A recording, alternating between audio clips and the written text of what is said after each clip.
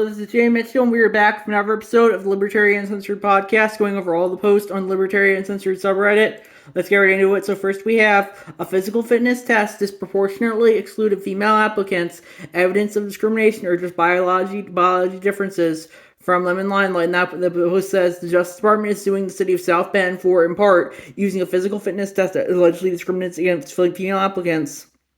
And they shared some of the briefing. The Justice Department filed a lawsuit against the city of South Bend, Indiana, alleging that the hiring process for entry-level police officers of the South Bend Police Department, SPPD, violates Title VII of the Civil Rights Act. Specifically, the department alleges that South Bend uses a physical fitness test that discriminates against female applicants. The Civil Rights Division investigation found the SPPD's physical fitness test does not meaningfully distinguish between applicants who can and cannot perform the position of entry-level police officers. The test also had the effect of disqualifying female applicants from the hiring process at significantly disproportionate rates. The department thus concluded that this test violates Title VII's bar on discrimination in employment. And here are the components of the physical fitness test administered to all applicants on a pass-fail basis: 13.5-inch vertical jump, 24 sit-ups within 1 minute, 300-meter run within 82 seconds, 21 push-ups, no time limit, 1.5-mile run within 18 minutes and 56 seconds, 6 pistol trigger pulls within 10 seconds. Nearly 84% of men pass this, only about 47% of women pass. The government says the disparate impact is evidence of discrimination, and the SPPD should stop using this test, but men have a physical advantage over women, and if you can't pass the test, then a career in law enforcement probably isn't free regardless of sex. If the government wants to ignore that reality and change the standard until unintentional discrimination disappears, do you think SPPD's fitness test is discriminatory? Should the federal government force them to use something different? And I personally would agree with their statement that, I think that, any test for police for any job might be inherently discriminatory, I would say. So I think people should be able to hire however they want to, and I don't think the government should be telling them what they can and can't do. I think if they want to hire based on physical stats, I think they should be able to do so, like they do here. But also, if they do want to discriminate in hiring, like if they do want to hire someone based for their race or gender or et cetera, or any trait they have, I think they should be able to as well. I think the very libertarian position is, the government shouldn't be interfering in private business. As that being said, this is a public police department, but even so, ultimately, they'll justify whatever they want to justify, and I don't think the government should be telling them what they can and can't do. That's the job of the people to hold them accountable, not that of the state. And that's my thoughts on that issue.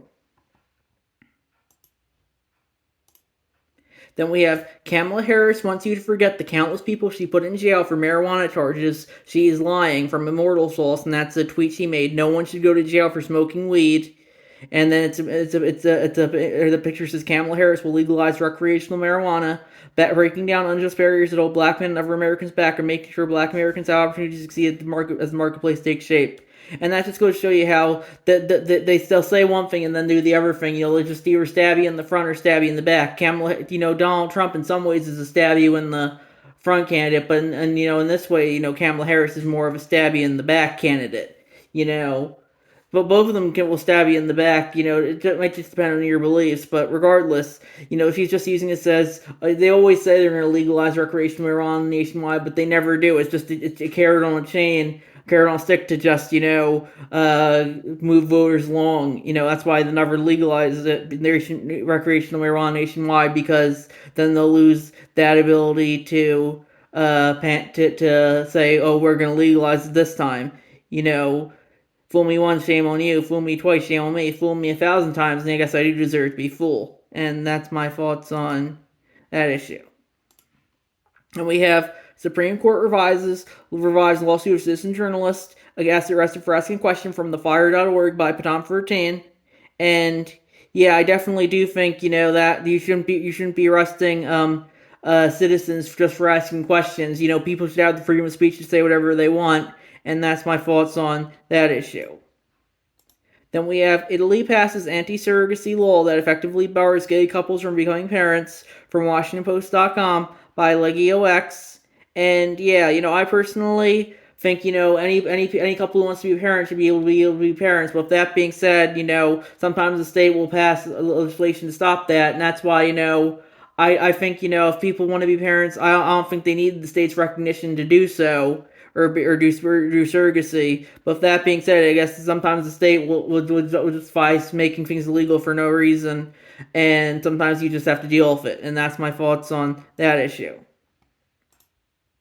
And then we have, what opinion do you hold that receives this reaction from other libertarians? And that's an image of what opinion you will defend like this.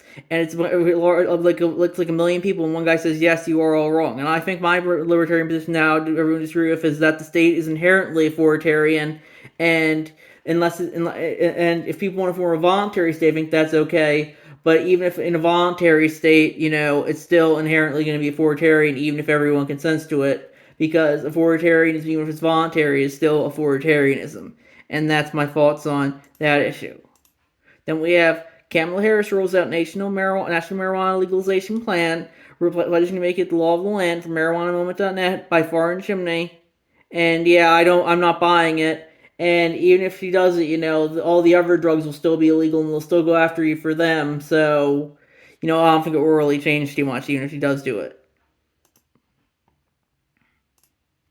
Then we have thoughts on abortion among my uncensored libertarian patriots from Topsicle 11, and they said I wrote a long ass comment for posting on some other stuff on this topic, and then remember I was banned. So if you're furious with the free, what are your thoughts on the hottest of the hot button issues? I'll go first.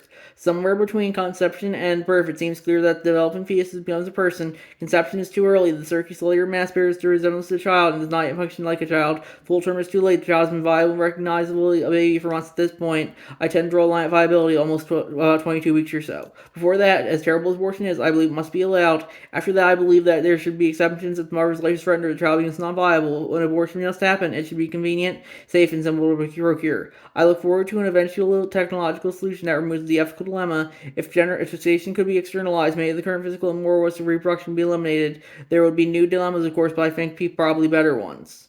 And yeah, I think if I personally find abortion to be moral, but with that being said, I believe in bodily autonomy, and people should be able to justify whatever they want with their own bodies. Even in an extremely late-term abortion, I personally find that to be immoral, but, people will justify what they justify, and sometimes there's nothing you can do about it. I think it's you have a right to your own body. If people laid eggs, as this guy kind of was saying, if it was, gestation could be externalized, if people were laying eggs and with the rods of the baby, I'd be more on the pro-life side. But with that being said, as of now, with the baby growing in the womb and being inherently part of the woman, I'm more on the pro-choice side because it's ultimately, for me, a bodily autonomy issue. And that's my thoughts there. Then we have, this is the Texas I miss most from ZL5563, and that's crosswords from the Texas subreddit. And that's a video. No government should interfere whatsoever in a woman's decision whether or not to have children. Late Governor Adam Richards of Texas. And yeah, I personally would agree with that. The government, people should be able to justify whatever they want to, and the government shouldn't be able to tell them whether or not they are right or wrong. Then we have, with Sim War dead, Biden reveals U.S. role from KenKlippenstein.com by Frosty Snowman. And yeah, I personally don't really care for Sin War, but with that being said, I definitely don't think the U.S. has any role whatsoever in the Middle East. And I think they need to stop stop throwing money and resources there into Ukraine and the rest of the world as well. And that's my thoughts about that issue.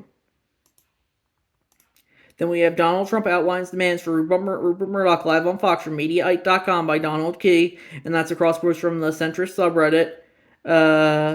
I think he said he wants to stop having negative ads against him on Fox and Fox News. But ultimately, I think Rupert Murdoch should be able to do whatever he wants. If he wants to, have negative ads about Trump on his channels, I think he should be able to. And if Trump thinks otherwise, he's free to start his own channel where that has no negative ads against him on it. And that's my thought about that issue. Then we have Australian air bases assist with U.S. strike on Houthi weapons stores from abcnet.au from Frosty Slawman. And yeah, I definitely don't think that is very good. I don't think the U.S. should be involved in Yemen, just like I don't think Australia should be involved in Yemen. So that's my thoughts on that issue. Then we have Vote Chase Oliver for President 2024 by FunKale321. And yeah, I personally think I'll vote for him. I personally don't care for Trump or Harris, and I just think they'll be authoritarian in different ways. I personally, I prefer, I think I prefer slightly for Trump to do him at this point because he's been president for, and the media and will hold him accountable. Unlike with Harris, who, the media will never hold her accountable since they're extremely biased towards her and the Democrats. And that's my thoughts on that issue. Then we have Trump, who brags about his stamina, is ducking interviews because he's exhausted from RollingStone.com by Donald Key. And yeah, that's not too surprising since he's getting older. But that being said, this is just a kind of Rolling Stone is pretty much just a DNC propaganda rag, and that's important to remember as well. Then we have this ballot question feels like it was designed to confuse everyone. Whoever wore this is trying to con voters of hers from CH4 Locks, and that's crossed some mildly infuriating subreddit. Amendments to the state constitution proposed by the 22nd legislature, and that's question one. It looks to be from Hawaii, and it says, shall the state constitution be amended to repeal the legislature's authority to reserve marriage to opposite-sex couples?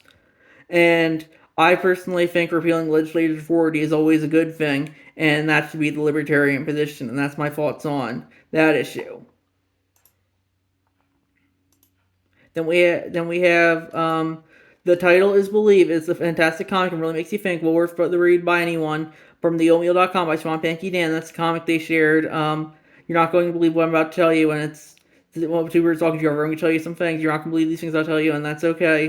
You have good reason not to, but I need you to keep listening regardless of what you believe. I don't care if you're a liberal, conservative, somewhere in between. I don't care if you're a cat person, a dog person, a tarantula person, morning person, or night person, iPhone or Android, Coke or Pepsi. I don't care. I don't care about that. You read this to the end.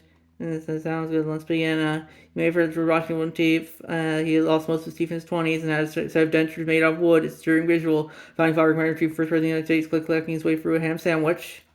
Except it isn't true. In 2005, the National Museum of Dentistry in Baltimore, laser scans were performed on Washington's 200-year-old dentures and found to be made of gold, lead, hippopotamus, ivory, horse, and donkey teeth. His mouth was a petting zoo of nightmares. Upon learning this information, I want to ask you something. How did it feel to learn this new fact about George Washington's teeth? I stated a thing. I provide evidence of that thing and presumably now believe in the thing I stated. Presumably your belief in the opposition of George Washington's teeth has changed, flow or no friction. Presumably the next time you're at a party with George Washington's teeth conversation, you're going to be proudly impart the newfound knowledge to your fellow partygoers. Yes? Very listening to you. What if I told you George Washington had never set of false teeth? What if I told you the silver set wasn't made from whatever any of the aforementioned materials? What if I told you it was made from the teeth of slaves? Let's try this again. How do you feel learning about this fact about George Washington? Any more of the friction I mentioned earlier? Before we go any further, allow me to reiterate, I am not here convinced that George Washington was a bad person. I could go through all cited sources and cherry pick arguments that deify or demonize George Washington. I could paint a portrait of a monster, I could exonerate a patriot, but as I said before, I don't care, it's not the point. The point is to give you an emotional barometer of how you feel and present with new ideas. Because you may have noticed that the first fact about George Washington was very easy to accept. I would wait till I told you the first fact you accepted without question. When I told you the second fact, you immediately checked my sources and are now furiously composing an informed yet incendiary retort which you will boldly deliver to me in the form of a sour, blustering Facebook comment. And that's okay, that's all part of it. Let's try a few more. Napoleon Bonaparte was not short, he was 7'7", which was taller than the average Frenchman at the time. Thomas Crapper did not invent the flush toilet, nor did the word crap come out because of his name. Hospitalized live for about a month, not 24 hours. Humans don't explode in a vacuum, nor do we boil, we just pass out from lack of oxygen and then we die. Again, as I said, as you read these facts, take stock of how you feel. I'm guessing you softened to the last few fairly easily. Let's try a few more and we're done. There is zero evidence that Jesus Christ was born on December 25th. The Pledge of Allegiance was written by socialists. 6 of the 7 justices who voted in favor of Roe v. Wade were Republican appointed. How does the last three feel? Depending on your beliefs, I'm guessing it maybe have put some of you about here. At the very least, you can concede that you felt different here. The statements compared to the one about Napoleon or houseflies. Yes, but why?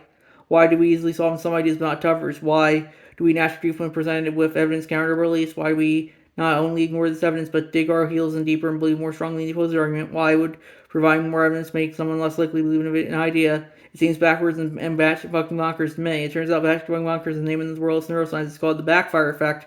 It's a well-documented psychological behavior. And it goes on for a little longer. Yeah, I definitely would kind of agree with the general premise of that, though. Some people are going to believe some things, more naturally than other things based on their inherent biases, and I think that's very important to remember. Ultimately, I think people should be able to believe whatever they want to, and I think that's very much a libertarian position. People should think for themselves, and if they want to believe whatever stupid stuff they want to believe, they should be able to, and that's my thoughts there. And I think we're gonna, we have a new one. NASA's $100 billion moon mission is going nowhere from Bloomberg.com. from Ninja Lover, and yeah, I definitely would agree that something like NASA's well intentioned, but I definitely think letting a private industry like SpaceX do it is probably the better option, regardless, because the government knows how to burn money faster than anyone else, I would say, and that's why we need to have privatization and private companies do things rather than public companies. And that's why we just can't justify spending all the money. It's like Kamala said, "Oh, we're gonna give broadband internet to everyone through Starlink," and she burned all the money with that. But when Starlink does it privately, they just do it effectively without government assistance. So that's why just the government shouldn't be spending money; the private industry should be doing it. And that's my thoughts there. And we're gonna wrap it up there. And I'll see you guys in the next episode. Bye.